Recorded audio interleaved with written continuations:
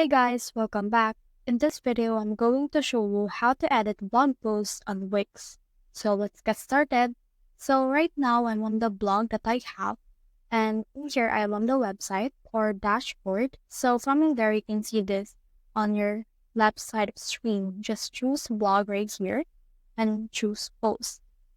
Now, once you have done that, you should be able to see the end posts that you have created in the past. So in here, you can see the post that I have created. So from there, just go over to that and click on edit right here. So click on edit. And then once you have clicked on that, you should be able to edit this however you want. So for example, we want to remove this specific paragraph right here and then add some spaces. So let's try to add some spaces right here. So once you're done editing everything, just click on publishing here again. And then once you have published this change, you will be able to see that your post has been updated. And when you head over to your website, you should be able to see that your post has already been updated as well.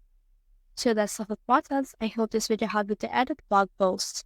If you have found this video helpful, so please leave a like below or subscribe because it helps me reach more people. See you soon.